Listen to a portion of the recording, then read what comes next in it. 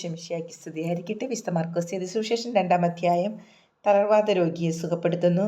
കുറേ ദിവസങ്ങൾ കഴിഞ്ഞ് യേശു കഫർനാമിൽ തിരിച്ചെത്തിയപ്പോൾ അവൻ വീട്ടിലുണ്ട് എന്ന വാർത്ത പ്രചരിച്ചു. വാതിൽക്കൽ പോലും നിൽക്കാൻ സ്ഥലം തികയാത്ത വിധം നിരവധി ആളുകൾ അവിടെ കൂടി. അവൻ അവരോട് വചനം പ്രസംഗിച്ചു കൊണ്ടിരുന്നു. അപ്പോൾ 4 പേർ ഒരു തളർവാദ രോഗിയെ എടുത്തുകൊണ്ടുവന്നു. ജനക്കൂട്ട നിമിത്തം അവൻ്റെ അടുത്തെത്താൻ അവർക്ക് കഴിഞ്ഞില്ല. അതിനാൽ അവൻ ഇരുന്ന സ്ഥലത്തിൻ്റെ മേൽക്കൂര പൊളിച്ച് തളർവാദ രോഗിയെ അവർ കിടക്കയോടെ താഴോട്ടിറക്കി. അവരുടെ വിശ്വാസം കണ്ട് യേശു തളർവാദ രോഗിയോട് പറഞ്ഞു, മകനേ, നിന്റെ പാപങ്ങൾ ക്ഷമിക്കപ്പെട്ടിരിക്കുന്നു. നിയമജ്ഞരിൽ ചിലർ അവിടെ ഇരിപ്പുണ്ടായിരുന്നു. അവർ ചിന്തിച്ചു, എന്തുകൊണ്ടാണ് ഇവൻ ഇപ്രകാരം സംസാരിക്കുന്നത്? ഇവൻ ദൈവദൂഷണം പറയുന്നു. ദൈവത്തിനല്ലാതെ മറ്റാർക്കാണ് പാപം ക്ഷമിക്കാൻ സാധിക്കുക? അവർ ഇപ്രകാരം വിചാരിക്കുന്നുവെന്ന് മനസ്സിലാക്കി യേശു അവരോട് ചോദിച്ചു, എന്തുകൊണ്ടാണ് നിങ്ങൾ ഇങ്ങനെ ചിന്തിക്കുന്നത്? ഏതാണ് എളുപ്പം, തളർവാദ രോഗിയോട് നിന്റെ പാപങ്ങൾ ക്ഷമിക്കപ്പെട്ടിരിക്കുന്നു എന്ന് പറയുന്നതോ, എഴുന്നേറ്റ് നിന്റെ കിടക്കയും എടുത്ത് നടക്കുക എന്ന് പറയുന്നതോ?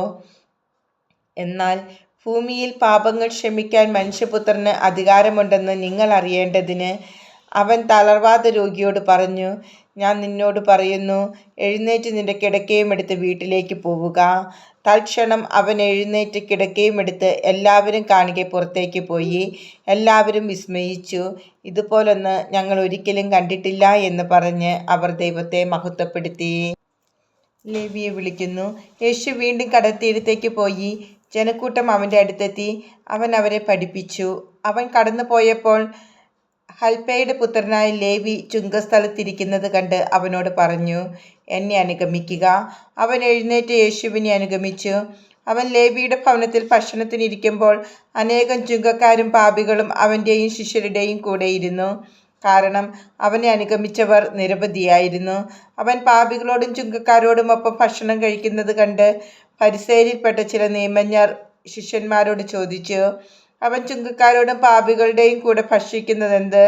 ഇത് കേട്ട് യേശു പറഞ്ഞു, ആരോഗ്യമുള്ളവർക്കല്ല, രോഗികൾക്കാണ് വൈദ്യനെ കൊണ്ട് ആവശ്യം. നീതിമാന്മാരെയല്ല, പാപികളെ വിളിക്കാനാണ് ഞാൻ വന്നത്. ഉപവാസത്തെ സംബന്ധിച്ച് തർക്കം. യോഹന്നാന്റെ ശിഷ്യന്മാരും ഫരിസേയരും ഉപവസിക്കുകയായിരുന്നു. ആളുകൾ വന്ന് യേശുവിനോട് ചോദിച്ചു, യോഹന്നാന്റെയും ഫരിസേയരുടെയും ശിഷ്യന്മാർ ഉപവസിക്കുകയും നിന്റെ ശിഷ്യന്മാർ ഉപവസിക്കാതിരിക്കുകയും ചെയ്യുന്നത് എന്തുകൊണ്ട്? യേശു പറഞ്ഞു, മണവാളൻ കൂടെയുള്ളപ്പോൾ മണവറത്തോഴർക്ക് ഉപവസിക്കുവാൻ സാധിക്കുമോ? മണവാളൻ കൂടെയുള്ളിടത്തോളം കാലം അവർക്ക് ഉപവസിക്കാനാവില്ല. മണവാളൻ അവരിൽ നിന്ന് അകറ്റപ്പെടുന്ന കാലം വരും. അന്ന് അവർ ഉപവസിക്കും. ആരും പഴയ വസ്ത്രത്തിൽ പുതിയ കഷണം തുന്നിപ്പിടിപ്പിക്കാറില്ല. അങ്ങനെ ചെയ്താൽ തുന്നിച്ചേർത്ത കഷണം അതിൽ നിന്ന് കീറിപ്പോവുകയും കീറൽ വലുതാവുകയും ചെയ്യും. ആരും പുതിയ വീഞ്ഞ് പഴയ തോൽക്കുടങ്ങളിൽ ഒഴിച്ചു വയ്ക്കാറില്ല. അങ്ങനെ ചെയ്താൽ തോൽക്കുടങ്ങൾ പിളരുകയും വീഞ്ഞും തോൽക്കുടങ്ങളും നഷ്ടപ്പെടുകയും ചെയ്യും. പുതിയ വീഞ്ഞിന് പുതിയ തോൽക്കുടങ്ങൾ വേണം. സാബത്ത് ആചരണത്തെക്കുറിച്ച് വിവാദം. ഒരു സാബത്ത് ദിവസം അവൻ വിളഞ്ഞു കിടക്കുന്ന ഒരു വയലിലൂടെ പോവുകയായിരുന്നു. പോകുമ്പോൾ ശിഷ്യന്മാർ കതിരുകൾ പറിക്കാൻ തുടങ്ങി.